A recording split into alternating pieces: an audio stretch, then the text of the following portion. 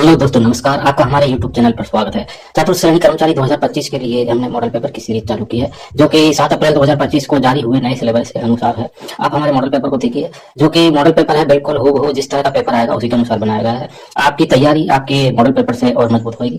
तो पूरे पेपर को आप हल करने की कोशिश कीजिए और वीडियो को लाइक कीजिए और अपने दोस्तों में व्हाट्सएप, फेसबुक पर, इंस्टाग्राम पर शेयर कीजिए। और चैनल को सब्सक्राइब नहीं किया है तो चैनल को सब्सक्राइब जरूर कर लेंगे। चलिए देखते हैं अपना मॉडल पेपर। निम्नलिखित में से कौन सा सही मिलान नहीं है, कौन सा सही मिलान नहीं है, वो दोस्तों अपने को यहाँ पर बताना है। देखिए, बरवाड़ा चोटी है, ये जयपुर में है। बरवाड़ा चोटी कहाँ पर है? जयपुर में। इसकी ऊंचाई 786 मीटर है, बिल्कुल सही बात है।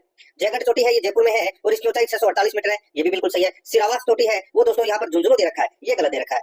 दोस्तों सिरावास चोटी है, ये कहाँ पर है? तो दोस्तों ये अलवर में है। कहाँ पर है? अलवर में। और इसकी जो ऊंचाई है वो दोस्तों कितनी है? तो ये 651 मीटर है। कितनी है? 651 मीटर।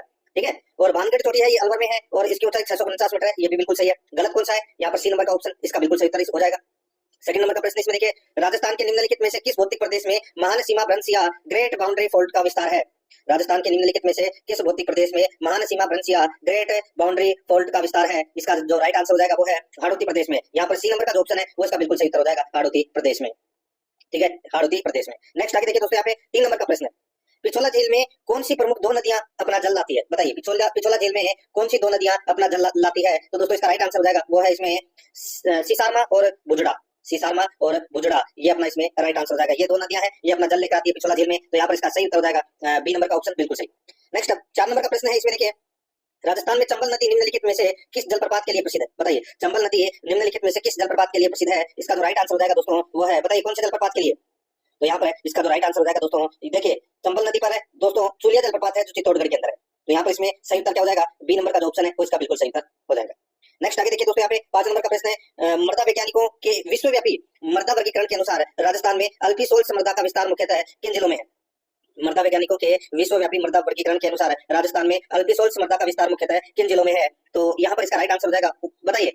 यहाँ पे पूछा गया अल्पीसोल्ट का। अल्पीसोल्ट का मतलब होता है जलोढ़ मृदा। क्या होता है? जलोढ़ मृदा। और इसका जो विस्तार है वो पूर्वी राजस्थान में, और पूर्वी राजस्थान के जिले कौन से हैं? दोस्तों जयपुर, अलवर, भरतपुर, उदयपुर। ठीक है, यहाँ पर देखिए ये उदयपुर भी इसके अंदर आएगा दोस्तों, तो यहाँ पर इसका राइट आंसर क्या हो जाएगा? ए नंबर का जो ऑप्शन है वो इसका बिल्कुल सही उत्तर इसमें हो जाएगा। जयपुर, कैथल, तिजारा, कोटपुतली, बेरोड, दौसा, भरतपुर, ढीक, सवाई माधोपुर, भीलवाड़ा, चित्तौड़गढ़, बांसवाड़ा, उदयपुर, सलूंबर, डूंगरपुर, इधर भी दोस्तों अल्पीसोल्ट मृदा है वो पाई जाती है, यानी कि जलोढ़ मृदा है वो पाई जाती है, मुख्यतः पूर्वी राजस्थान में पाई जाती है। यहाँ पर ए नंबर ऑप्शन बिल्कुल सही। आगे देखिए, यहाँ पे 6 नंबर का प्रश्न है, इंडिया स्टेट फॉरेस्ट रिपोर्ट 2023 के अनुसार राजस्थान में सर्वाधिक वनावरण वाले 3 जिलों का सही युग्म है। इंडिया स्टेट फॉरेस्ट रिपोर्ट 2023 के अनुसार राजस्थान में सर्वाधिक वनावरण वाले 3 जिलों का सही युग्म कौन सा है? दोस्तों 3 जिलों का जो सही युग्म है वो कौन सा है? बताइए, सर्वाधिक वनावरण वाले जिलों के बारे में पूछा गया है, तो राइट आंसर हो जाएगा दोस्तों उदयपुर, अलवर और प्रतापगढ़। उदयपुर, अलवर और प्रतापगढ़, तो यहाँ पर इसका राइट आंसर हो जाएगा सी नंबर का जो ऑप्शन है वो बिल्कुल सही हो जाएगा। अगर न्यूनतम का पूछ ले तो वो है चूरू, हनुमानगढ़ और जोधपुर, ये भी आपको याद रखना है, तो यहाँ पर इसमें सी नंबर का ऑप्शन बिल्कुल सही। नेक्स्ट आगे देखिए, यहाँ पे 7 नंबर का प्रश्न है, राजस्थान में कृष्ण मृग के लिए विख्यात तालछापर अभ्यारण्य किस जिले में स्थित है? बताइए, तालछापर अभ्यारण्य है वो कहाँ पर है? तो यहाँ पर इसका राइट आंसर हो जाएगा वो है दोस्तों सुजानगढ़, चूरू में। सुजानगढ़, चूरू में, तो यहाँ पर इसमें बी नंबर का जो ऑप्शन है वो इसका बिल्कुल सही इसमें हो जाएगा, ये चूरू में है। ठीक है, नेक्स्ट है आगे देखिए, यहाँ पे 8 नंबर का प्रश्न है, जनगणना 2011 के अनुसार राजस्थान में सर्वाधिक अनुसूचित जनजाति की जनसंख्या वाला जिला है। 2011 की जनगणना के अनुसार राजस्थान में सर्वाधिक अनुसूचित जनजाति की जनसंख्या वाला जो जिला है वो कौन सा है? तो वो है दोस्तों उदयपुर, तो यहाँ पर इसका राइट आंसर हो जाएगा उदयपुर। इसमें सी नंबर का जो ऑप्शन है वो इसका बिल्कुल सही उत्तर इसमें हो जाएगा, याद रखना। ठीक है, और न्यूनतम अनुसूचित जनजाति जनसंख्या वाला जो जिला है वो है बीकानेर, ये भी याद रखना है, सी नंबर ऑप्शन बिल्कुल सही। 9 नंबर का प्रश्न इसमें देखिए, राजस्थान राज्य पथ परिवहन निगम की स्थापना कब की गई थी? राजस्थान राज्य पथ परिवहन निगम की जो स्थापना है वो कब की गई थी? तो यहाँ पर इसका राइट आंसर हो जाएगा वो है दोस्तों 1 अक्टूबर 1964 को इसकी स्थापना की गई थी। ठीक है, यहाँ पर इसमें ए नंबर का ऑप्शन बिल्कुल सही, और इसका मुख्यालय कहाँ पर है? जयपुर में। ठीक है, नेक्स्ट आगे देखिए, यहाँ पे 10 नंबर का प्रश्न है, राज्य में प्राकृतिक आपदाओं से संबंधित त्वरित सहायता हेतु कॉल के लिए कौन सा टोल फ्री नंबर है? राज्य में प्राकृतिक आपदाओं से संबंधित त्वरित सहायता हेतु कॉल के लिए कौन सा टोल फ्री नंबर है? तो यहाँ पर इसका राइट आंसर क्या हो जाएगा? वो है दोस्तों इसमें कौन सा?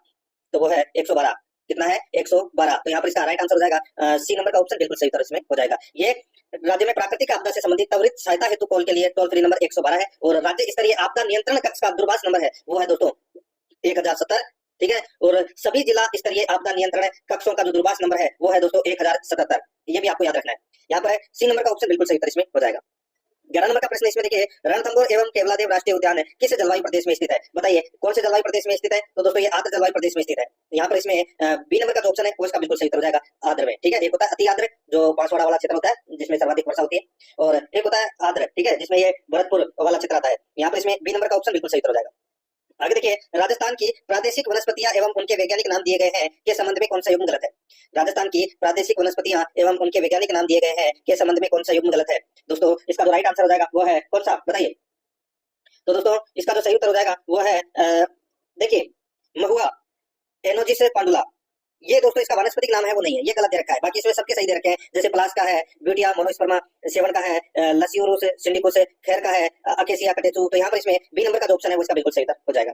आगे देखिए यहाँ पे गलत युग्म का चयन कीजिए। दोस्तों गलत युग्म का अपने को यहाँ पर क्या करना है, चयन करना है, ठीक है।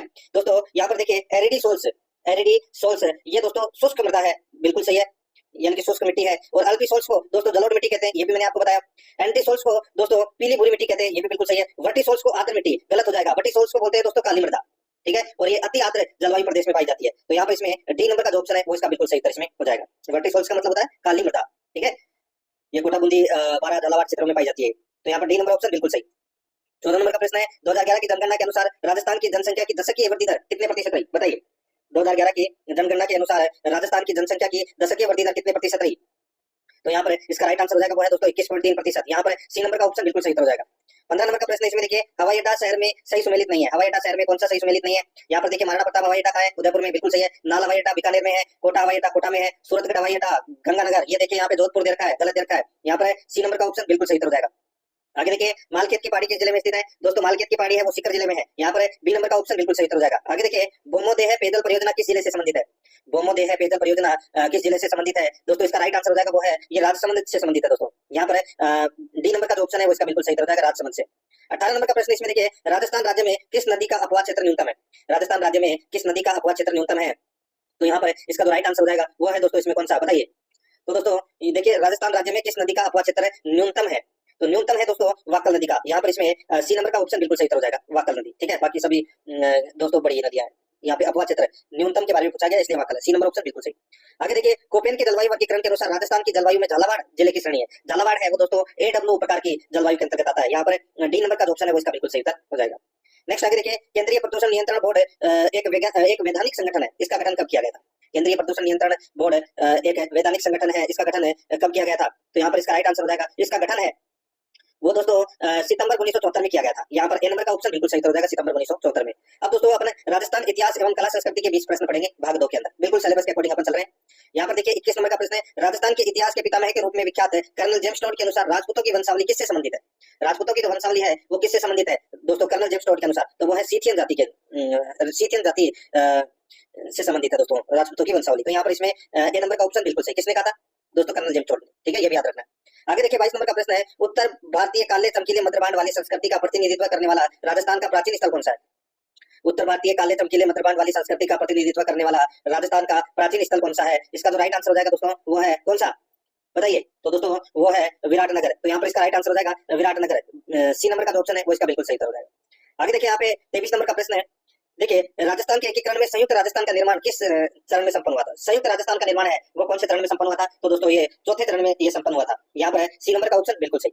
24 नंबर का प्रश्न इसमें देखिए, राजस्थान के किस साहित्यकार ने कहानियों का बगीचा नामक ग्रंथ में लोक कथाओं का संग्रह तैयार किया था? राजस्थान के किस साहित्यकार ने कहानियों का बगीचा नामक ग्रंथ में लोक कथाओं का संग्रह किया था? तो इसका राइट आंसर क्या हो जाएगा? वो है दोस्तों इसमें कौन सा, तो वो है विजयदान देथा। यहाँ पर सी नंबर का जो ऑप्शन है वो इसका बिल्कुल सही हो जाएगा, विजयदान देथा। नेक्स्ट आगे देखिए यहाँ पे 25 नंबर का प्रश्न है, मिर्जाई क्या है? बताइए दोस्तों मिर्जाई क्या है? तो दोस्तों ये एक प्रकार की ओढ़नी है। मिर्जाई क्या है? मिर्जाई एक प्रकार की ओढ़नी है। यहाँ पर ए नंबर का ऑप्शन बिल्कुल सही उत्तर इसमें हो जाएगा, मिर्जाई एक प्रकार की ओढ़नी है, ठीक है। आगे देखिए दोस्तों यहाँ पे 26 नंबर का प्रश्न है, चावंड शैली का संबंध राजस्थानी चित्रकला के किस स्कूल से है? चावंड शैली का संबंध राजस्थानी चित्रकला के किस स्कूल से है? तो दोस्तों इसका जो राइट आंसर हो जाएगा वो है इसमें मेवाड़ शैली से, यानी कि मेवाड़ स्कूल। यहाँ पर इसमें ए नंबर का ऑप्शन बिल्कुल सही, मेवाड़ में ही तो पड़ता है चावंड। आगे देखिए 27 नंबर का प्रश्न है, भीलवाड़ा व चित्तौड़गढ़ में अधिकांशतः बोली जाने वाली बोली है। भीलवाड़ा व चित्तौड़गढ़ में अधिकांशतः बोली जाने वाली बोली है, तो वो कौन सी बोली है? तो दोस्तों इसका जो राइट आंसर क्या हो जाएगा वो है इसमें दोस्तों मेवाड़ी। यहाँ पर सी नंबर का जो ऑप्शन है वो इसका बिल्कुल सही हो जाएगा, मेवाड़ी। आगे देखिए 28 नंबर का प्रश्न है, रागमाला रागमंजरी तथा रसमंजरी की रचना किसने की? रागमाला रागमंजरी तथा रसमंजरी की रचना किसने की? दोस्तों इसका जो राइट आंसर हो जाएगा वो है पुंडरीक विठल ने। यहाँ पर सी नंबर का जो ऑप्शन है वो इसका बिल्कुल सही हो जाएगा, पुंडरीक विठल ने। 29 नंबर का प्रश्न है, इसमें देखिए सुमेलित कीजिए, सूची फर्स्ट में छतरियां हैं और सूची सेकंड में स्थान है। यहाँ पर देखिए दोस्तों देवी कुंड की छतरियां हैं। देवी कुंड की छतरियां है वो कहाँ पर है? तो दोस्तों ये बीकानेर में है। कहाँ पर है? बीकानेर में। केसरबाग की जो छतरी है वो दोस्तों बूंदी में है। कहाँ पर है? बूंदी में। और पंचकुंडा की जो छतरी है वो जोधपुर में है और गैटोर की छतरियां है वो कहाँ पर है? जयपुर में। तो यहाँ पर 2 1 3 4 इसका राइट आंसर हो जाएगा, 2 1 3 4, यानी कि ए नंबर का जो ऑप्शन है वो इसका बिल्कुल सही। 30 नंबर का प्रश्न इसमें देखिए, 1423 ईस्वी में जब मांडू के सुल्तान होशंग शाह ने गागरोन पर आक्रमण किया तो वहां का कौन सा शासक वीरगति को प्राप्त हुआ? 1423 ईस्वी में जब मांडू के सुल्तान होशंग शाह ने गागरोन पर आक्रमण किया तो वहां का कौन सा शासक वीरगति को प्राप्त हुआ? तो यहाँ पर इसका राइट आंसर हो जाएगा वो है अचलदास खिची। यहाँ पर इसमें ए नंबर का ऑप्शन बिल्कुल सही उत्तर हो जाएगा, अचलदास खिची। 31 नंबर का प्रश्न है, मत्स्य संघ की राजधानी कौन सी थी और इसके राज प्रमुख कौन थे? मत्स्य संघ की राजधानी कौन सी थी और इसके राज प्रमुख कौन थे? तो दोस्तों मत्स्य संघ की जो राजधानी है वो थी दोस्तों अलवर, और इसके राज प्रमुख थे दोस्तों कौन? तो महाराजा उदयभान सिंह। तो यहाँ पर इसका राइट आंसर क्या हो जाएगा? सी नंबर का जो ऑप्शन है वो इसका बिल्कुल सही। आगे देखिए 32 नंबर का प्रश्न है, सापुरा प्रजामंडल की स्थापना करने वाले 3 प्रमुख नेता कौन थे? दोस्तों सापुरा प्रजामंडल की जो स्थापना करने वाले 3 प्रमुख नेता हैं वो कौन थे, वो अपने को दोस्तों यहाँ पर क्या करना है, बताना है। दोस्तों इसका जो राइट आंसर हो जाएगा, सापुरा प्रजामंडल की जो स्थापना है, देखिए यहाँ पर माणक्यलाल वर्मा, रमेश चंद ओझा और लादूराम व्यास, ठीक है, ये 3 प्रमुख नेता थे दोस्तों सापुरा प्रजामंडल की स्थापना करने वाले। तो यहाँ पर इसमें राइट आंसर हो जाएगा ए नंबर का जो ऑप्शन है वो इसका बिल्कुल सही उत्तर इसमें हो जाएगा, याद रखना। और इसका अध्यक्ष है वो अभय सिंह डांगी को बनाया गया था, ये भी आपको याद रखना है, ठीक है। तो यहाँ पर इसमें ए नंबर का ऑप्शन सही उत्तर। नेक्स्ट आगे देखिए, उन शासकों का चयन कीजिए जिन्होंने हुडा सम्मेलन में भाग लिया था। बताइए हुडा सम्मेलन में भाग है वो किसने लिया था, वो दोस्तों अपने को यहाँ पर बताना है। दोस्तों यहाँ पर देखिए बीकानेर का जोरावर सिंह हुडा सम्मेलन में भाग किसने लिया था? तो दोस्तों यहाँ पर देखिए बीकानेर का जोरावर सिंह इन्होंने भाग लिया था, ठीक है, और किशनगढ़ का राज सिंह इन्होंने भी भाग लिया था, जालोर का समर सिंह है इन्होंने भाग नहीं लिया था, कोटा का दुर्जन साल सिंह इन्होंने भी भाग लिया था और जोधपुर का अभय सिंह इन्होंने भी भाग लिया था। तो यहाँ पे दोस्तों भाग किस किसने लिया? जोरावर सिंह, राज सिंह, दुर्जन साल और अभय सिंह। जालोर का समर सिंह ने भाग नहीं लिया। तो यहाँ पर 1 2 4 3 सॉरी 1 2 4 5 इसका राइट आंसर हो जाएगा, 1 2 4 5 यानी कि अपना इसमें बी नंबर का जो ऑप्शन है वो इसका बिल्कुल सही उत्तर इसमें हो जाएगा। 34 नंबर का प्रश्न इसमें देखिए, निम्नलिखित में से किस सभा द्वारा धर्म विजय और सत्य विजय नामक 2 सामाजिक नाटक प्रस्तुत किए गए थे? बताइए दोस्तों निम्नलिखित में से किस सभा द्वारा धर्म विजय और सत्य विजय नामक 2 सामाजिक नाटक प्रस्तुत किए गए थे? तो यहाँ पर इसका राइट आंसर क्या हो जाएगा, वो है दोस्तों सत्य विद्या प्रचारिणी सभा, सत्य विद्या प्रचारिणी सभा। तो यहाँ पर इसका राइट आंसर क्या हो जाएगा? डी नंबर का जो ऑप्शन है वो इसका बिल्कुल सही उत्तर हो जाएगा। इस सभा द्वारा धर्म विजय और सत्य विजय नामक 2 सामाजिक नाटक है वो प्रस्तुत किए गए थे, डी नंबर ऑप्शन सही। आगे देखिए, निम्नलिखित में से राजस्थान का कौन सा दुर्ग यूनेस्को की वर्ल्ड हेरिटेज सूची में शामिल नहीं है? दोस्तों राजस्थान का कौन सा दुर्ग वर्ल्ड हेरिटेज सूची में शामिल नहीं है? तो राजस्थान के 6 दुर्ग हैं वो वर्ल्ड हेरिटेज सूची में शामिल है, चित्तौड़गढ़, कुंभलगढ़, रणथंभौर, गागरोन, जैसलमेर और आमेर का दुर्ग, ठीक है। तो यहाँ पर इसका राइट आंसर भैंसरोडगढ़ का जो दुर्ग है वो इसमें शामिल नहीं है, बी नंबर ऑप्शन सही उत्तर। आगे देखिए, निम्नलिखित को सुमेलित कीजिए। दोस्तों अपने को बताना है कि कौन से ग्रंथ के रचनाकार है वो कौन है। देखिए कोवलमाला ग्रंथ के रचनाकार उद्योधन सूरी है, बिल्कुल सही बात है। बुद्ध विलास ग्रंथ की जो रचनाकार है वो दोस्तों शाह बकत राम है, ये भी दोस्तों बिल्कुल सही है, ठीक है। सूरज प्रकाश ग्रंथ के रचनाकार है वो करणीदान है, ये भी बिल्कुल सही है। भाषा भारत ग्रंथ के रचनाकार है खेतसी, ये भी बिल्कुल सही है। दोस्तों यहाँ पे अपने को सुमेलित करना था और कूट भाषा में उत्तर देना था। तो दोस्तों 1 2 3 4 अपना इसमें क्या हो जाएगा, राइट आंसर हो जाएगा। 1 2 3 4 कौन से ऑप्शन में है? यहाँ पर देखिए डी नंबर का ऑप्शन है वो अपना इसमें सही उत्तर हो जाएगा। 37 नंबर का प्रश्न इसमें देखिए, निम्नलिखित में से कौन सा आभूषण महिलाओं द्वारा कमर पर नहीं पहना जाता? कौन सा आभूषण कमर पर नहीं पहना जाता? तो यहाँ पर देखिए तागड़ी पहनी जाती है, सटको पहना जाती है, करदनी पहनी जाती है, लेकिन यहाँ पर नोगरी है ये दोस्तों कलाई पर चूड़ियों के बीच पहने जाने वाला आभूषण है, ठीक है। यहाँ पर अपना इसमें डी नंबर का जो ऑप्शन है वो इसका बिल्कुल सही उत्तर इसमें हो जाएगा। आगे देखिए यहाँ पे लोक देवता कल्ला जी की मुख्य पीठ कहाँ पर स्थित है?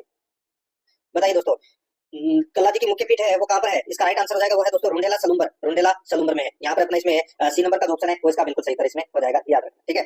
नेक्स्ट आगे देखिए दोस्तों, यहाँ पे 39 नंबर का प्रश्न है, निम्नलिखित को सुमेलित कीजिए। दोस्तों एक तरफ होली कैसी खेली जाती है और दूसरी तरफ अपने को यहाँ पर स्थान दे रखे हैं, कहाँ की प्रसिद्ध है वो होली। देखिए यहाँ पे देवर भाभी होली, तो दोस्तों ये ब्यावर की प्रसिद्ध है देवर भाभी होली। पत्थरमार होली है ये दोस्तों बाड़मेर की प्रसिद्ध है, और लठमार होली है ये दोस्तों महावीर जी की प्रसिद्ध है, और घोड़ामार होली है ये दोस्तों भिलाई की प्रसिद्ध है। तो यहाँ पर इसमें राइट आंसर क्या हो जाएगा, वो है इसमें 4 3 2 1 कूट भाषा में अगर अपन देखें तो यहाँ पर ए नंबर का ऑप्शन बिल्कुल सही उत्तर हो जाएगा, 4 3 2 1। आगे देखिए 40 नंबर का प्रश्न है, राजस्थान में बिच्छियों, माछर, शिकार, अस्वारी, नौकिला इत्यादि क्या है? तो दोस्तों ये क्या है? तो दोस्तों ये पूर्ववर्ती क्षेत्र के लोकगीत है, ठीक है, सॉरी पर्वतीय क्षेत्र के लोकगीत है ये। तो बिच्छियों, माछर, शिकार, अस्वारी, नौकिला, यहाँ पर सी नंबर का जो ऑप्शन है वो इसका बिल्कुल सही उत्तर इसमें हो जाएगा। अब दोस्तों अपन देखिए भारतीय संविधान के 5 प्रश्न पढ़ेंगे भाग 3 के अंतर्गत, बिल्कुल सिलेबस के अकॉर्डिंग अपन चल रहे हैं। यहाँ पर देखिए 41 नंबर का प्रश्न है, भारत ने किस देश से संसदीय शासन प्रणाली को प्रतिमान लिया है? बताइए संसदीय शासन प्रणाली है वो दोस्तों कहाँ से ली गई है? तो इसका जो राइट आंसर हो जाएगा दोस्तों, संसदीय शासन प्रणाली है ये दोस्तों ली गई है कहाँ से? तो ये ब्रिटेन से ली गई है दोस्तों, ठीक है, कहाँ से? ब्रिटेन से। तो यहाँ पर इसमें राइट आंसर क्या हो जाएगा, सी नंबर का जो ऑप्शन है वो इसका बिल्कुल सही उत्तर इसमें हो जाएगा। संसदीय शासन प्रणाली है वो ब्रिटेन से ली गई है। नेक्स्ट आगे देखिए दोस्तों, यहाँ पे 42 नंबर का प्रश्न है, भारतीय संविधान की प्रस्तावना किस वाक्यांश से शुरू होती है? बताइए भारतीय संविधान की प्रस्तावना है ये हम भारत के लोग से शुरू होती है दोस्तों। हम भारत के लोग संपूर्ण प्रभुत्व संपन्न समाजवाद गणतंत्र लोकतांत्रिक गणराज्य, ये प्रस्तावना भी दोस्तों आपको याद होनी चाहिए। यहाँ पर अपना इसमें राइट आंसर हो जाएगा, 2 नंबर का ऑप्शन बिल्कुल सही, हम भारत के लोग से शुरू होती है। 43 नंबर का प्रश्न इसमें देखिए, राज्य सूचना आयुक्त को उसके पद से कैसे हटाया जा सकता है? राज्य सूचना आयुक्त को उसके पद से कैसे हटाया जा सकता है? तो दोस्तों इसका राइट आंसर हो जाएगा वो है दोस्तों राज्यपाल के आदेश द्वारा, जब उच्चतम न्यायालय ने राज्यपाल द्वारा उसे किए गए किसी निर्देश पर जांच के पश्चात यह रिपोर्ट दी हो कि राज्य सूचना आयुक्त को हटा देना चाहिए। ठीक है। तो यहाँ पर इसमें राइट आंसर क्या हो जाएगा, डी नंबर का ऑप्शन बिल्कुल सही उत्तर इसमें हो जाएगा, ये आपको इसमें याद रखना है। और इसका सीधा सीधा कारण हो सकता है दिवालियापन या नैतिक पतन या लाभ का पद, ठीक है, या मानसिक रूप से असमता। तो यहाँ पर डी नंबर का ऑप्शन बिल्कुल सही उत्तर हो जाएगा। आगे देखिए, कौन से संवैधानिक संशोधन में संपत्ति के अधिकार को मूल अधिकारों में विलोपित कर एक कानूनी अधिकार के रूप में सम्मिलित किया गया है। कौन से संवैधानिक संशोधन में संपत्ति के अधिकार को मूल अधिकारों में विलोपित कर एक कानूनी अधिकार के रूप में सम्मिलित किया गया है। तो यहाँ पर इसका राइट आंसर हो जाएगा दोस्तों, वो है इसमें कौन सा, तो वो है 44वां संविधान संशोधन। तो यहाँ पर सी नंबर का ऑप्शन बिल्कुल सही उत्तर हो जाएगा, 44वां संविधान संशोधन, ठीक है, 1978 के माध्यम से इसको हटा दिया गया था। नेक्स्ट आगे देखिए दोस्तों यहाँ पे, और इसको अनुच्छेद 300 में विधिक अधिकार के रूप में स्थापित कर दिया गया है, ये भी याद रखना है। 45 नंबर का प्रश्न है, सरकारी नौकरियों में आरक्षण का संबंध किस मूल अधिकार से? तो दोस्तों इसका राइट आंसर हो जाएगा, सरकारी नौकरियों में आरक्षण का संबंध किस मूल अधिकार से संबंधित है? तो दोस्तों इसका राइट आंसर हो जाएगा, ये समता के अधिकार से संबंधित है दोस्तों, अनुच्छेद 16 में। यहाँ पर इसमें बी नंबर का ऑप्शन बिल्कुल सही इसमें हो जाएगा। आगे देखिए यहाँ पे, अब अपन भाग 4 के अंदर राजस्थान पॉलिटी के दोस्तों 5 प्रश्न पढ़ेंगे, राजस्थान पॉलिटी के, ठीक है। देखिए, राज्य सूचना आयोग में अधिकतम कितने सदस्य हो सकते हैं? राज्य सूचना आयोग में अधिकतम दोस्तों 10 सदस्य रह सकते हैं, ठीक है, एक मुख्य सूचना आयुक्त और अधिकतम 10 सदस्य हो सकते हैं। तो यहाँ पर इसमें राइट आंसर हो जाएगा सी नंबर का ऑप्शन बिल्कुल सही। 47 नंबर का प्रश्न इसमें देखिए, किस विधानसभा में राज्य मंत्री और संसदीय सचिव की व्यवस्था की गई है? किस विधानसभा से राज्य में राज्य मंत्री और संसदीय सचिव की व्यवस्था की गई है? इसका राइट आंसर क्या हो जाएगा, वो है दोस्तों कौन सी विधानसभा में? तो दोस्तों चौथी विधानसभा में। यहाँ पर अपना इसमें बी नंबर का ऑप्शन बिल्कुल सही इसमें हो जाएगा, ये आपको इसमें याद रखना है, ठीक है दोस्तों। अब देखिए यहाँ पे 48 नंबर का प्रश्न है, राजस्थान उच्च न्यायालय के गठन से पूर्व निम्नलिखित में से किस रियासत में उच्च न्यायालय नहीं था? बताइए, राजस्थान उच्च न्यायालय के गठन से पूर्व निम्नलिखित में से किस रियासत में उच्च न्यायालय नहीं था? तो यहाँ पर इसका राइट आंसर क्या हो जाएगा दोस्तों? देखिए, इसमें जयपुर में था, उदयपुर में था, बीकानेर में था, लेकिन अजमेर में नहीं था दोस्तों। तो यहाँ पर इसमें राइट आंसर क्या हो जाएगा, डी नंबर का ऑप्शन बिल्कुल सही इसमें हो जाएगा। 5 जगह था दोस्तों ये उच्च न्यायालय, ठीक है। कौन कौन सी रियासत में? जयपुर में, जोधपुर में, उदयपुर में, बीकानेर में और कोटा में, ठीक है, यहाँ पर था, अजमेर में नहीं था दोस्तों। तो यहाँ पर इसका राइट आंसर डी नंबर का ऑप्शन बिल्कुल सही। आगे देखिए, सरकार की आंख, कान तथा बाहों की भांति जिले में कौन कार्य करता है? तो दोस्तों कौन कार्य करता है? तो वो जिलाधीश करता है। यहाँ पर अपने इसमें ए नंबर का ऑप्शन बिल्कुल सही इसमें हो जाएगा, जिलाधीश, ठीक है। आगे देखिए, किस अधिनियम की शक्तियों का प्रयोग करते हुए राज्य सरकार ने नवीन जिलों व संभागों का गठन किया है? बताइए, किस अधिनियम की शक्तियों का प्रयोग करते हुए राज्य सरकार ने नवीन जिलों एवं संभागों का गठन किया है? तो यहाँ पर इसका राइट आंसर हो जाएगा, वो है दोस्तों इसमें कौन सा, तो वो है राजस्थान भू राजस्व अधिनियम 1956 अधिनियम संख्या 15 के अंतर्गत। तो यहाँ पर इसमें राइट आंसर क्या हो जाएगा, बी नंबर का ऑप्शन बिल्कुल सही हो जाएगा दोस्तों। त्वचा के नीचे और आंतरिक अंगों के बीच उत्तक बनता है, त्वचा के नीचे और आंतरिक अंगों के बीच उत्तक बनता है, तो दोस्तों इसका राइट आंसर हो जाएगा, वो है इसमें वसा। वसा उत्तक शिथिल संयोजी उत्तक है, ठीक है। तो यहाँ पर अपना इसमें राइट आंसर क्या हो जाएगा, बी नंबर का ऑप्शन बिल्कुल सही। आगे देखिए यहाँ पे 52 नंबर का प्रश्न है, मनुष्य में पाए जाने वाला श्वसन पिगमेंट है, मनुष्य में पाए जाने वाला श्वसन पिगमेंट है, तो वो कौन सा है? तो वो है दोस्तों हीमोग्लोबिन। यहाँ पर डी नंबर का जो ऑप्शन है वो इसका बिल्कुल सही हो जाएगा, हीमोग्लोबिन, डी नंबर ऑप्शन बिल्कुल सही इसमें हो जाएगा। नेक्स्ट आगे देखिए दोस्तों, यहाँ पे 53 नंबर प्रश्न है, मानव जाति में कितने लिंग गुणसूत्र पाए जाते हैं? दोस्तों मानव जाति में कितने लिंग गुणसूत्र पाए जाते हैं? इसका राइट आंसर हो जाएगा दोस्तों 2 लिंग गुणसूत्र है वो पाए जाते हैं। यहाँ पर बी नंबर का ऑप्शन बिल्कुल सही इसमें हो जाएगा, ये आपको इसमें याद रखना है, ठीक है। 2 लिंग गुणसूत्र पाए जाते हैं, ठीक है। और मानव में गुणसूत्रों की संख्या 46 होती है, यानी कि 23 जोड़ी पाई जाती है। इनमें से दोस्तों 22 जोड़े स्त्री व पुरुष में समान होते हैं, परंतु एक जोड़ी स्त्री व पुरुषों में भिन्न होते हैं, जिसे लिंग गुणसूत्र कहते हैं। तो यहाँ पर इसमें बी नंबर का ऑप्शन बिल्कुल सही। आगे देखिए, जिस स्थिति में रेटिना के पीछे प्रतिबिंब बनता है उसे कहते हैं, जिस स्थिति में रेटिना के पीछे प्रतिबिंब बनता है उसे कहते हैं दोस्तों, उसे क्या कहते हैं? उसे कहते हैं दूरदृष्टि दोष। यहाँ पर ए नंबर का ऑप्शन बिल्कुल सही हो जाएगा। 55 नंबर प्रश्न है, निम्नलिखित में से कौन सी धातु कार्बन अपचयन प्रक्रिया द्वारा निष्कासित नहीं की जा सकती है? बताइए दोस्तों, निम्नलिखित में से कौन सी धातु कार्बन अपचयन प्रक्रिया द्वारा निष्कासित नहीं की जा सकती है? तो वो है दोस्तों इसमें कौन सी, तो वो है एल्यूमिनियम धातु। यहाँ पर डी नंबर का जो ऑप्शन है वो इसका बिल्कुल सही उत्तर इसमें हो जाएगा। अब दोस्तों अपन यहाँ पे कंप्यूटर से संबंधित 5 प्रश्न है वो पढ़ेंगे भाग 6 के अंदर। देखिए, इंटरनेट पर प्रयोक्ता मशीन नहीं अपितु मनुष्य है, इंटरनेट पर प्रयोक्ता मशीन नहीं अपितु मनुष्य है के निर्धारण हेतु चुनौती प्रत्युत्तर परीक्षण कहलाता है, तो वो क्या कहलाता है? तो दोस्तों वो कहलाता है CAPTCHA, जिसको अपन कैप्चा बोलते हैं। तो यहाँ पर इतना इसमें राइट आंसर क्या हो जाएगा, सी नंबर का जो ऑप्शन है वो इसका बिल्कुल सही उत्तर इसमें हो जाएगा, कैप्चा, ठीक है। आगे देखिए दोस्तों, यहाँ पे 57 नंबर प्रश्न है, MS एक्सेल में बनाए गए चार्ट में डेटा श्रृंखलाओं अथवा श्रेणियों को दिए गए पैटर्न एवं रंगों की पहचान कराने वाला बॉक्स कहलाता है, तो वो बॉक्स क्या कहलाता है? वो कहलाता है दोस्तों लेजेंड। क्या कहलाता है? लेजेंड कहलाता है। यहाँ पर अपने इसमें ए नंबर का ऑप्शन बिल्कुल सही, लेजेंड। नेक्स्ट आगे देखिए दोस्तों, यहाँ पे 58 नंबर प्रश्न है, हार्ड कॉपी को सॉफ्ट कॉपी में बदलने हेतु प्रयुक्त होता है, बताइए हार्ड कॉपी को सॉफ्ट कॉपी में बदलने हेतु क्या प्रयुक्त होता है? बताइए दोस्तों, इसमें स्कैनर प्रयुक्त होता है, ये तो आप सभी को पता होगा। देखिए 2 ऑप्शन में स्कैनर एवं इसके विपरीत क्रियाविधि हेतु प्रयोग में लिया जाता है, तो इसके विपरीत में क्रियाविधि के लिए प्रिंटर का उपयोग किया जाता है दोस्तों। यहाँ पर इसमें सी नंबर का जो ऑप्शन है वो इसका बिल्कुल सही उत्तर इसमें हो जाएगा, ठीक है। आगे देखिए दोस्तों, यहाँ पे 59 नंबर प्रश्न, एक छोटा बूट स्टेप लोडर प्रोग्राम स्थित है, एक छोटा बूट स्टेप लोडर प्रोग्राम स्थित है दोस्तों, इसका जो राइट आंसर हो जाएगा वो है इसमें कौन सा, तो वो है दोस्तों रोम में, रोम में। यहाँ पर बी नंबर का ऑप्शन बिल्कुल सही, रोम के अंदर। आगे देखिए 60 नंबर का प्रश्न है, निम्नलिखित में से कौन सा सिस्टम सॉफ्टवेयर का उदाहरण नहीं है? कौन सा सिस्टम सॉफ्टवेयर का उदाहरण नहीं है? तो दोस्तों इसका राइट आंसर हो जाएगा वो है इसमें MS वर्ड। MS वर्ड है, ये सिस्टम सॉफ्टवेयर का उदाहरण नहीं है, बाकी लाइनक्स है, विंडोज 10 है, उबंटू, ये तीनों है। तो यहाँ पर अपना इसमें बी नंबर का जो ऑप्शन है वो इसका बिल्कुल सही उत्तर इसमें हो जाएगा, ये आपको इसमें याद रखना है। ठीक है, अब दोस्तों अपन यहाँ पे करंट अफेयर से संबंधित है 5 प्रश्न पढ़ेंगे, ये भी सिलेबस के अकॉर्डिंग पढ़ेंगे। ठीक है, इसमें शुरुआत में जो अपन करंट अफेयर के 2 प्रश्न पढ़ रहे हैं, ये प्रश्न दोस्तों भारत और विश्व के करंट अफेयर से संबंधित प्रश्न है। ठीक है, जो कि अपन यहाँ पे सिलेबस के अकॉर्डिंग पढ़ेंगे। देखिए यहाँ पे भाग 7 में 5 प्रश्न है। देखिए नीरज चोपड़ा ने पोर्ट चेपस्ट्रम इनविटेशनल 2025 में कौन सा थ्रो करके स्वर्ण पदक जीता है? बताइए कौन सा थ्रो करके स्वर्ण पदक जीता है? तो यहाँ पर इसका राइट आंसर क्या हो जाएगा? वो है दोस्तों, बताइए कितने मीटर थ्रो किया था? तो दोस्तों 84.52 मीटर थ्रो किया था। तो यहाँ पर इसमें राइट आंसर क्या हो जाएगा? 6 नंबर का जो ऑप्शन है वो इसका बिल्कुल सही उत्तर इसमें हो जाएगा, याद रखना। ठीक है, नेक्स्ट आगे देखिए यहाँ पे 62 नंबर का प्रश्न है, हाल ही में भारत के वैज्ञानिकों ने किस प्रकार के ब्लैक होल का पता लगाया है? बताइए किस प्रकार के ब्लैक होल का पता लगाया है? तो दोस्तों इंटरमीडिएट मास ब्लैक होल का पता लगाया है। यहाँ पर 6 नंबर का जो ऑप्शन है वो इसका बिल्कुल सही उत्तर इसमें हो जाएगा। आगे देखिए दोस्तों यहाँ पे 63 नंबर का प्रश्न है, भारत की पहली क्वांटम कुंजी वितरण तकनीक है किस फाइबर तकनीक पर आधारित है? भारत की पहली क्वांटम कुंजी वितरण तकनीक है किस फाइबर तकनीक पर आधारित है? तो यहाँ पर इसका राइट आंसर हो जाएगा वो है दोस्तों, बताइए कौन सी तकनीक पर आधारित है? तो वो है दोस्तों मल्टी कोर फाइबर पे। तो यहाँ पर इसमें बी नंबर का ऑप्शन बिल्कुल सही उत्तर हो जाएगा। आगे देखिए यहाँ पे FIU IND और RBI ने किस उद्देश्य के लिए समझौता ज्ञापन पर हस्ताक्षर किए हैं? किस उद्देश्य के लिए समझौता ज्ञापन पर हस्ताक्षर किए हैं? तो यहाँ पर इसका राइट आंसर क्या हो जाएगा? वो है मनी लॉन्ड्रिंग निवारण में सहयोग के लिए, मनी लॉन्ड्रिंग निवारण में सहयोग के लिए। तो यहाँ पर इसमें बी नंबर ऑप्शन बिल्कुल सही। 65 नंबर का प्रश्न है, संयुक्त राष्ट्र की रिपोर्ट के अनुसार भारत 2025 में किस दर से विकास करेगा? बताइए भारत किस दर से विकास करेगा दोस्तों 2025 में? तो वो है 6.5 की दर से। यहाँ पर इसमें 6 नंबर का ऑप्शन बिल्कुल सही उत्तर हो जाएगा, 2025 में 6.5 की दर से विकास करेगा। आगे देखिए दोस्तों यहाँ पे भाग 8 के अंदर दोस्तों अपन राजस्थान करंट अफेयर से संबंधित 5 प्रश्न पढ़ेंगे। देखिए अजमेर में हाल ही में कौन सा केंद्र स्थापित करने की घोषणा हुई है? दोस्तों अजमेर में हाल ही में कौन से केंद्र स्थापित करने की घोषणा हुई है? तो दोस्तों वो है पासपोर्ट सेवा केंद्र बनेगा दोस्तों अजमेर में। यहाँ पर इसमें ए नंबर का ऑप्शन सही उत्तर। आगे देखिए हाल ही में राजस्थान पुलिस और SBI के बीच किस पैकेज पर MOU साइन किया गया है? बताइए राजस्थान पुलिस और SBI के बीच किस पैकेज पर MOU साइन किया गया है? तो इसका राइट आंसर हो जाएगा राजस्थान पुलिस सैलरी पैकेज। तो यहाँ पर इसमें ए नंबर का जो ऑप्शन है वो इसका बिल्कुल सही उत्तर हो जाएगा। आगे देखिए माउंट आबू में पक्षी प्रेमियों और राजस्थान में पक्षी प्रेमियों द्वारा राजस्थान में पहली बार किस पक्षी की उपस्थिति दर्ज की गई? बताइए कौन सा पक्षी देखा गया दोस्तों माउंट आबू में पहली बार? तो यहाँ पर इसका राइट आंसर हो जाएगा वो है लिटिल बंटिंग। तो यहाँ पर इसमें ए नंबर का ऑप्शन बिल्कुल सही उत्तर इसमें हो जाएगा। लिटिल बंटिंग है, ये एक छोटा गोरैया पक्षी है। ठीक है, तो यहाँ पर इसमें राइट आंसर क्या हो जाएगा? ए नंबर का ऑप्शन सही उत्तर। आगे देखिए साहित्य अकादमी पुरस्कार 2024 के अंतर्गत राजस्थानी भाषा का पुरस्कार किसे मिला? राजस्थानी भाषा का जो पुरस्कार है वो दोस्तों किसे मिला? तो ये मुकुट मणिराज को मिला। यहाँ पर इसमें बी नंबर का ऑप्शन बिल्कुल सही, मुकुट मणिराज को। 70 नंबर प्रश्न है, ग्लोबल इलेक्ट्रोल मैनेजमेंट अवार्ड से हाल ही में किसे सम्मानित किया गया? ग्लोबल इलेक्ट्रोल मैनेजमेंट अवार्ड से हाल ही में किसे सम्मानित किया गया? तो यहाँ पर इसका राइट आंसर हो जाएगा वो है डॉक्टर मधुकर गुप्ता को। यहाँ पर बी नंबर का ऑप्शन बिल्कुल सही उत्तर इसमें हो जाएगा। अब दोस्तों अपन यहाँ पे हिंदी व्याकरण से संबंधित 20 प्रश्न पढ़ेंगे, वो भी सिलेबस के अकॉर्डिंग। ठीक है, देखिए दोस्तों यहाँ पे 71 नंबर प्रश्न है, कलई खुलना मुहावरे का अर्थ क्या है? बताइए कलई खुलना यानी कि दोस्तों क्या हो जाएगा? दोस्तों कलई खुलना मतलब भेद खुल जाना। यहाँ पर डी नंबर का ऑप्शन बिल्कुल सही हो जाएगा, भेद खुल जाना। आगे देखिए एक कहानियों की पुस्तक ले आइएगा, वाक्य में किस प्रकार की शुद्धि है?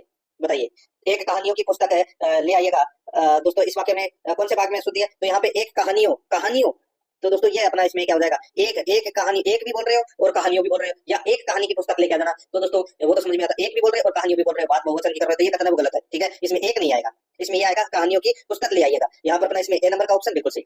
आगे देखिए 73 नंबर प्रश्न है, निम्नलिखित वाक्यों में से कौन सा वाक्य अशुद्ध है?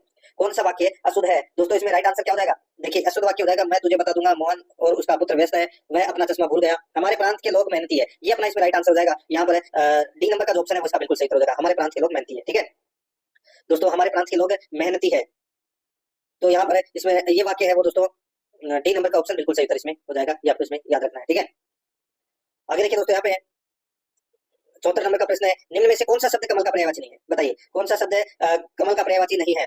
तो यहाँ पर देखिए इसका राइट आंसर हो जाएगा दोस्तों कौन सा कमल का पर्यायवाची दोस्तों कौन सा होगा? तो यहाँ पर देखिए कौन सा नहीं है पूछा है। ठीक है, तो यहाँ पर मिलिंद है, ये दोस्तों कमल का पर्यायवाची नहीं है, बाकी सरोज पंकज और सरसिज है। यहाँ पर डी नंबर का जो ऑप्शन है वो इसका बिल्कुल सही हो जाएगा, मिलिंद जो बावरा होता है उसका पर्यायवाची है। आगे देखिए माधुर्य शब्द में कौन सा प्रत्यय लगा है? माधुर्य शब्द में कौन सा प्रत्यय लगा है? तो दोस्तों इसमें मधुर प्लस ये प्रत्यय लगा है दोस्तों, यहाँ पे ए नंबर ऑप्शन बिल्कुल सही। आगे देखिए नमस्ते में कौन सी संधि है? नमस्ते में कौन सी संधि है? तो दोस्तों इसमें नमः प्लस ते तो इसमें विसर्ग संधि आ गई, राइट आंसर हो जाएगा डी नंबर ऑप्शन बिल्कुल सही। आगे देखिए पराजय शब्द में कौन सा उपसर्ग लगा है? पराजय शब्द में कौन सा उपसर्ग है? तो दोस्तों इसमें परा उपसर्ग लगा हुआ है, यहाँ पर बी नंबर ऑप्शन बिल्कुल सही। 78 नंबर प्रश्न है, संभव शब्द में कौन सा उपसर्ग लगाने से वह विपरीतार्थक शब्द बन जाएगा? दोस्तों संभव शब्द है, तो इसमें अगर अपन अ उपसर्ग लगाते हैं तो क्या हो जाएगा? असंभव, तो यह विपरीत शब्द बन गया, यहाँ पर बी नंबर ऑप्शन सही है। 79 नंबर प्रश्न है, पशु चल रहे हैं, रेखांकित पद है, बताइए पशु क्या है? तो दोस्तों पशु है वो एक जातिवाचक संज्ञा है, यहाँ पर इसमें बी नंबर ऑप्शन बिल्कुल सही। आगे देखिए निम्नलिखित में से गलत विकल्प है, बताइए गलत विकल्प कौन सा है, वो यहाँ पे अपने को बताना है। देखिए वह चतुर निकला, वह चतुर निकला सकर्मक क्रिया, ये गलत हो जाएगा दोस्तों। देखिए वह चतुर निकला, इसमें अकर्मक क्रिया है या इसमें कर्म की प्रधानता नहीं है दोस्तों, ठीक है। तो यहाँ पर अपना इसमें ए नंबर का ऑप्शन राइट आंसर हो जाएगा, बाकी इसमें सारे सही है। आगे देखिए यहाँ पे निम्न में से हरिद्रा शब्द का तत्सम शब्द क्या होगा, हरिद्रा शब्द का तत्सम शब्द क्या होगा, तो यहाँ पर इसका राइट आंसर क्या हो जाएगा, वो है दोस्तों यहाँ पे हल्दी। यहाँ पर डी नंबर का जो ऑप्शन है वो इसका बिल्कुल सही हो जाएगा, हल्दी। 82 नंबर का प्रश्न इसमें देखिए अधजल गगरी छलकत जाए लोकोक्ति का अर्थ है, अधजल गगरी छलकत जाए लोकोक्ति का अर्थ क्या हो जाएगा, वो है कम गुणी ज्यादा दिखावा, कम गुणी ज्यादा दिखावा। यहाँ पर सी नंबर का ऑप्शन बिल्कुल सही हो जाएगा। आगे देखिए निम्न में से देशज शब्द है, बताइए देशज शब्द कौन सा है दोस्तों, इसका राइट आंसर हो जाएगा। यहाँ पर देखिए जो देशज शब्द है वो है कौन सा, तो देखिए भिंडी, भिंडी है वो देशज शब्द है दोस्तों, ठीक है। और यहाँ पे जो सब्जन है ये तत्सम शब्द है, साग है ये दोस्तों ये भी तत्सम शब्द है, और काबू है ये दोस्तों तुर्की का शब्द है, ठीक है। यहाँ पर इसमें सी नंबर ऑप्शन सही। आगे देखिए पूर्वकालिक क्रिया के लिए कौन सा विकल्प सही है, पूर्वकालिक क्रिया के लिए कौन सा विकल्प सही है, तो दोस्तों इसमें वह नहाकर पूजा करेगा, वह नहाकर पूजा करेगा, ये विकल्प दोस्तों इसमें सही है। तो यहाँ पर इसमें सी नंबर का ऑप्शन बिल्कुल सही, यानी कि नहाकर पूजा करेगा, तो ये पूर्वकालिक क्रिया है नहाकर, यहाँ पर सी नंबर ऑप्शन सही। आगे देखिए कौन सा शब्द चांदी का पर्यायवाची नहीं है, बताइए कौन सा शब्द चांदी का पर्यायवाची नहीं है, तो यहाँ पर इसका राइट आंसर हो जाएगा। देखिए यहाँ पर जो हिरण्य है ये दोस्तों सोने का पर्यायवाची है, किसका है, सोने का, ठीक है। बाकी रजत, रूपक और रुपए ये तीनों चांदी के पर्यायवाची हैं। यहाँ पर ए नंबर का ऑप्शन बिल्कुल सही हो जाएगा। 86 नंबर का प्रश्न है निम्नलिखित में से किरण शब्द का पर्यायवाची नहीं है, बताइए निम्न में से किरण शब्द का पर्यायवाची नहीं है तो वो कौन सा नहीं है, तो यहाँ पर इसका राइट आंसर हो जाएगा वो है दोस्तों गिरवाण, गिरवाण है ये दोस्तों किरण शब्द का पर्यायवाची नहीं है, बाकी रश्मि, मरीचि और अंशु ये है। यहाँ पर डी नंबर का ऑप्शन बिल्कुल सही हो जाएगा। आगे देखिए निम्न में से अनिश्चयवाचक सर्वनाम से संबंधित उदाहरण है, निम्न में से अनिश्चयवाचक सर्वनाम से संबंधित उदाहरण है तो वो कौन सा है, तो यहाँ पर इसका राइट आंसर हो जाएगा वो है दोस्तों किसी से कुछ मत लो, किसी से कुछ मत लो। तो यहाँ पर कुछ है वो क्या है, तो ये अनिश्चयवाचक सर्वनाम है। यहाँ पर इसमें ए नंबर का ऑप्शन बिल्कुल सही हो जाएगा। 88 नंबर का प्रश्न इसमें देखिए किस वाक्यांश के लिए प्रयुक्त शब्द सार्थक नहीं है, किस वाक्यांश के लिए प्रयुक्त शब्द सार्थक नहीं है, तो यहाँ पर इसका राइट आंसर क्या हो जाएगा, बताइए किस वाक्यांश के लिए प्रयुक्त शब्द सार्थक नहीं है। तो दोस्तों इसमें देखिए इसमें आपको दिखाई दे रहा होगा दोस्तों, देखिए शोक की शुरुआत, शोक की शुरुआत है शोकांत, ठीक है, तो शोक का अंत होता है शोकांत, तो ये इसमें गलत दे रखा है। तो यहाँ पर इसमें राइट आंसर क्या हो जाएगा, बी नंबर ऑप्शन सही था। आगे देखिए ईद का चांद होना मुहावरे का क्या है, ईद का चांद होना यानी कि बहुत दिनों बाद दिखाई देना, बहुत दिनों बाद दिखाई देना। यहाँ पर सी नंबर का ऑप्शन राइट आंसर हो जाएगा। आगे देखिए प्रमाणीकरण शब्द का अर्थ है द्योतक, अंग्रेजी परिभाषिक शब्द किस विकल्प में है, प्रमाणीकरण शब्द का अर्थ है द्योतक है, अंग्रेजी परिभाषिक शब्द किस विकल्प में है, तो यहाँ पर इसका राइट आंसर हो जाएगा दोस्तों, बताइए। तो इसका राइट आंसर हो जाएगा वो है दोस्तों, उसको बोलते हैं प्रमाणीकरण को क्या बोलते हैं इंग्लिश में, तो वो बोलते हैं दोस्तों ऑथेंटिकेशन, ऑथेंटिकेशन बोलते हैं। तो यहाँ पर इसमें डी नंबर का ऑप्शन बिल्कुल सही हो जाएगा। अब अपन दोस्तों भाग 10 के अंदर इंग्लिश ग्रामर के 15 प्रश्न है वो पढ़ेंगे, इंग्लिश ग्रामर के 15 प्रश्न। यहाँ पर देखिए he said be quiet and listen to my words, he said be quiet and listen to my words, ठीक है। choose the correct option to complete indirect speech of the above sentence using phrase given below, he urged them, बताइए दोस्तों क्या बनेगा इसमें, तो यहाँ पर इसका राइट आंसर क्या हो जाएगा। देखिए इसमें आगे सूचक वाक्य है, ठीक है, तो यहाँ पर देखिए he said be quiet and listen my words, तो इसका जो राइट आंसर हो जाएगा वो हो जाएगा दोस्तों इसमें to be quiet and listen to his words, तो यहाँ पर इसमें राइट आंसर क्या हो जाएगा, डी नंबर ऑप्शन बिल्कुल सही। आगे देखिए चूज द करेक्ट अल्टरनेटिव, खाली स्थान भरना है, वर्ब दोस्तों यहाँ पर गिव दे रखी है। देखिए when I was young my father always give me some money on Saturday, बताइए तो क्या आएगा यहाँ पर। यहाँ पर देखिए दोस्तों ये देखिए यहाँ पर कार्य है वो भूतकाल में बार-बार हो रहा है, ऐसे कार्य के लिए दोस्तों पास्ट इंडेफिनिट टेंस का इसमें प्रयोग हुआ है। तो यहाँ पर गिव की जो सेकंड फॉर्म है गिव उसका प्रयोग होगा दोस्तों, तो यहाँ पर इसमें राइट आंसर क्या हो जाएगा, सी नंबर का जो ऑप्शन है वो इसका बिल्कुल सही। आगे देखिए यहाँ पे choose the correct alternative for translation of the following technical terms, तो यहाँ पर देखिए सब्सक्राइबर को इंग्लिश में क्या बोलते हैं, सब्सक्राइबर को इंग्लिश में क्या बोलते हैं, सॉरी हिंदी में क्या बोलते हैं, तो दोस्तों इसको बोलते हैं अभिदाता, क्या बोलते हैं अभिदाता, तो यहाँ पर इसमें सी नंबर का ऑप्शन बिल्कुल सही अभिदाता। आगे देखिए the correct English translation of the sentence है संतोष खूब बांसुरी बजाती है, संतोष है खूब बांसुरी बजाती है वुड बी, तो यहाँ पर इसका राइट आंसर हो जाएगा दोस्तों वो है देखिए किसी वाद्य यंत्र को बजाने के लिए प्ले ऑन का प्रयोग होता है, तो यहाँ पर इसका राइट आंसर हो जाएगा Santosh play well on the flute, तो यहाँ पर इसका राइट आंसर हो जाएगा सी नंबर ऑप्शन बिल्कुल सही। आगे देखिए वही यहाँ पर इंग्लिश शब्द दे रखा है, ठीक है, क्या एफिडेविट, यानी कि एफिडेविट का मतलब क्या होता है शपथ पत्र, और यहाँ पर दोस्तों अपने को बताना है कि choose the correct meaning of the following technical official term from the option given below, तो यहाँ पर इसका राइट आंसर क्या हो जाएगा वो है दोस्तों वो हो जाएगा रिटन स्टेटमेंट अंडर ऑथ, तो यहाँ पर इसमें राइट आंसर क्या हो जाएगा, सी नंबर का ऑप्शन बिल्कुल सही उत्तर इसमें हो जाएगा, याद रखना, ठीक है। आगे देखिए दोस्तों यहाँ पे 96 नंबर का प्रश्न है, ट्रांसलेशन करना है, हिंदी बनानी है अपने को। देखिए we should lead a leaf है, सॉरी लाइफ है, we should lead a life है free from fear, free from fear, तो यहाँ पर इसका राइट आंसर क्या हो जाएगा वो है दोस्तों इसमें क्या हो जाएगा बताइए, हमें भयमुक्त जीवन जीना चाहिए, तो यहाँ पर अपना इसमें राइट आंसर क्या हो जाएगा, हमें भयमुक्त जीवन जीना चाहिए, डी नंबर का ऑप्शन बिल्कुल सही। आगे देखिए to enclose a quotation which of the following conjunction is used, बताइए तो यहाँ पर इसका राइट आंसर क्या हो जाएगा, इसमें हो जाएगा दोस्तों इन्वर्टेड कोमास, इन्वर्टेड कोमास, तो यहाँ पर इसमें सी नंबर का ऑप्शन बिल्कुल सही उत्तर इसमें हो जाएगा। आगे देखिए यहाँ पे thing have changed her marriage, तो यहाँ पर इसका सही उत्तर क्या हो जाएगा, देखिए things have changed her marriage, तो यहाँ पर इसका राइट आंसर क्या हो जाएगा, वो हो जाएगा दोस्तों इसमें देखिए सिंस हर मैरिज, तो यहाँ पर इसमें ए नंबर का जो ऑप्शन है वो इसका बिल्कुल सही उत्तर हो जाएगा। सिंस का प्रयोग है वो भूतकाल से अब तक के समय के लिए होता है, यहाँ पर ए नंबर ऑप्शन सही। आगे देखिए 99 नंबर प्रश्न है, यहाँ पर देखिए hello is Meera is Rama, अपने को खालिस्तान भरना है, ठीक है। तो दोस्तों क्या आएगा, तो दोस्तों अपन क्या बोलेंगे, तो दोस्तों इसमें बोलेंगे देखिए निकट के लिए दिस का प्रयोग होगा और दूर के लिए दैट का प्रयोग, तो यहाँ पर क्या आएगा, hello this is Meera is that Rama, तो यहाँ पर इसमें राइट आंसर क्या हो जाएगा, ए नंबर का ऑप्शन सही। 100 नंबर का प्रश्न है, I wish I had seen the show last night, I heard it was a good performance, तो यहाँ पर इसका जो राइट आंसर हो जाएगा वो हो जाएगा दोस्तों इसमें देखिए इसमें हो जाएगा क्वाइट, क्वाइट आएगा दोस्तों, ठीक है। क्या आ जाएगा, क्वाइट। सी नंबर का जो ऑप्शन है वो इसका बिल्कुल सही उत्तर इसमें हो जाएगा। आगे देखिए 101 नंबर का प्रश्न है, pick out the correct sentence from those given below, pick out the correct sentence from those given below, तो यहाँ पर इसका राइट आंसर क्या हो जाएगा, वो है इसमें कौन सा, तो वो है he'll probably say no thought it's worth asking, तो यहाँ पर इसमें बी नंबर का जो ऑप्शन है वो इसका बिल्कुल सही उत्तर इसमें हो जाएगा। आगे देखिए 102 नंबर का प्रश्न है, choose the correct assertive from of the following sentence from the option given below, इसमें देखिए how attractive the picture is, how attractive the picture is, तो इसमें सही उत्तर हो जाएगा दोस्तों वो है the picture is very attractive, तो यहाँ पर इसमें सी नंबर का ऑप्शन बिल्कुल सही। 103 नंबर प्रश्न है, इसमें देखिए he inquired whether his name was not Ahmed, direct speech बताइए दोस्तों, यहाँ पर इसका राइट आंसर क्या हो जाएगा, he inquired whether his name was not Ahmed, direct speech, तो इसका राइट आंसर हो जाएगा वो है दोस्तों he said to him is not your name Ahmed, यहाँ पर सी नंबर का ऑप्शन बिल्कुल सही हो जाएगा। आगे देखिए 104 नंबर प्रश्न है, change the following sentence from the active voice to passive voice, change the following sentence from the active voice to passive voice, we expect good news, तो यहाँ पर इसका जो राइट आंसर क्या हो जाएगा वो है दोस्तों, यहाँ पर देखिए इसका राइट आंसर क्या हो जाएगा, वी एक्सपेक्ट है गुड न्यूज, तो इसका सही उत्तर हो जाएगा दोस्तों वो है देखिए इसमें इज एक्सपेक्टेड आएगा दोस्तों यहाँ पर, ठीक है, तो गुड न्यूज इज एक्सपेक्टेड, तो यहाँ पर इसमें ए नंबर का ऑप्शन बिल्कुल सही। आगे देखिए fill in the correct word, खालिस्तान भरना है, देखिए both Mansi and Mili the answer, तो दोस्तों इसका राइट आंसर हो जाएगा दोस्तों यहाँ पर देखिए कर्ता बहुवचन है इसलिए दोस्तों इसमें नाउ का प्रयोग होगा, ठीक है, तो यहाँ पर इसमें ए नंबर का ऑप्शन बिल्कुल सही उत्तर इसमें हो जाएगा, याद रखना। अब दोस्तों अपने भाग 11 के अंदर 15 प्रश्न पढ़ेंगे, किसके, गणित के, ठीक है, गणित के 15 प्रश्न है वो पढ़ेंगे सिलेबस के अकॉर्डिंग, ठीक है।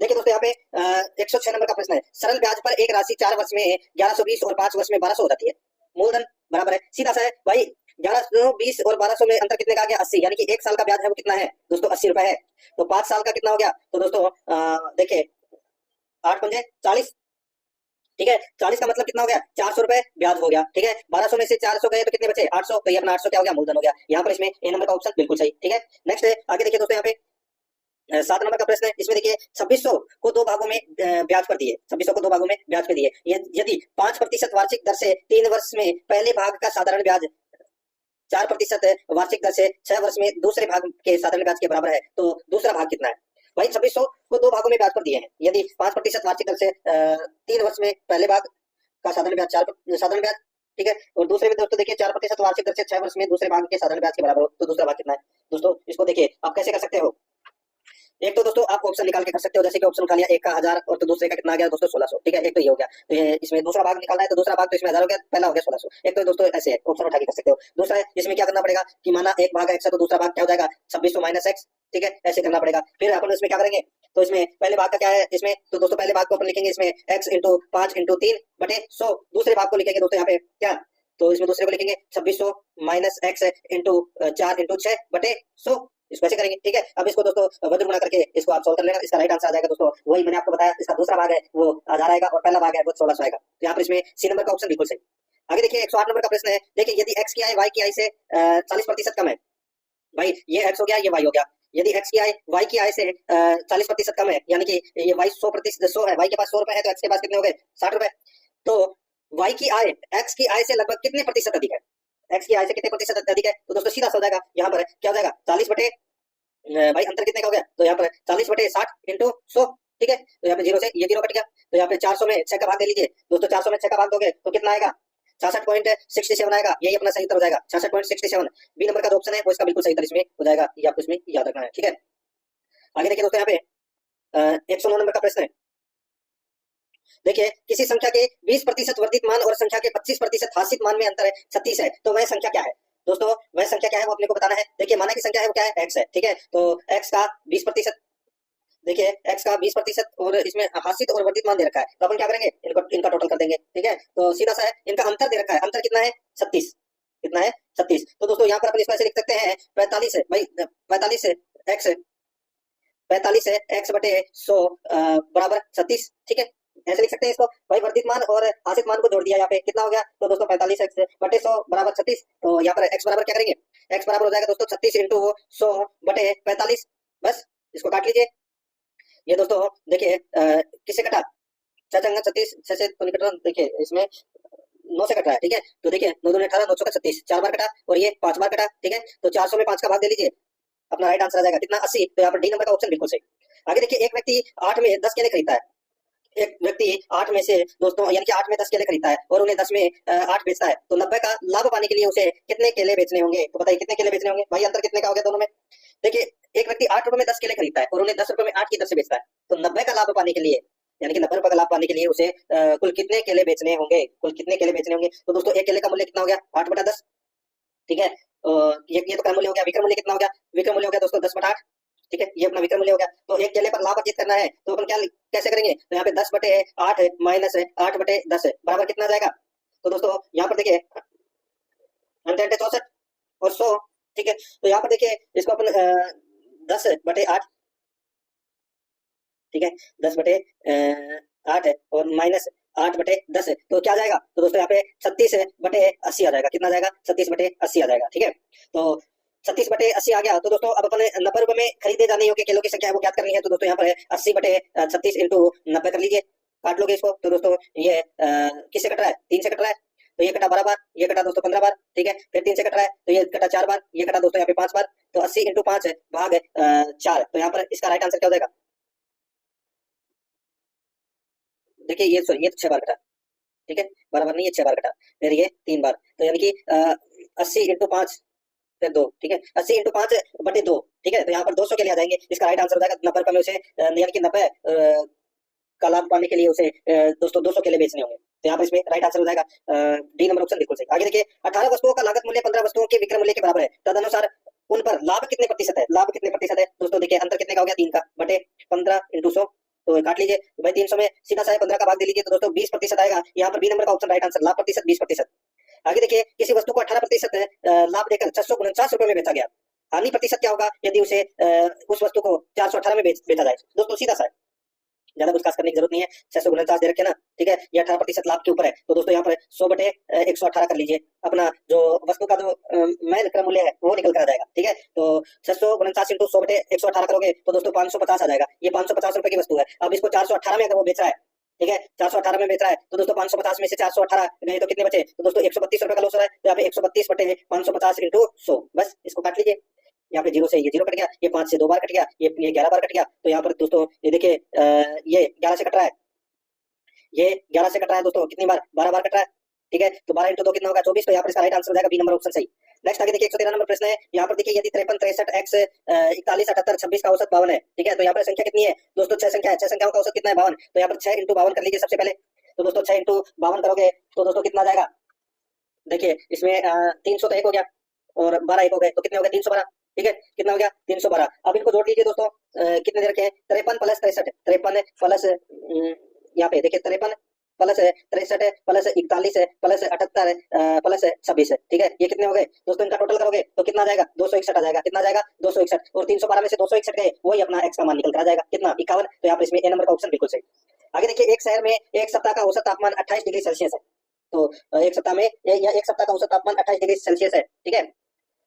तो यहाँ पर देखिए यदि यदि सोमवार, मंगलवार, बुधवार और गुरुवार का औसत तापमान 27.5 डिग्री सेल्सियस है, तो यहाँ पे अपन क्या करेंगे, 27.5 इंटू 4 कर लीजिए, ठीक है।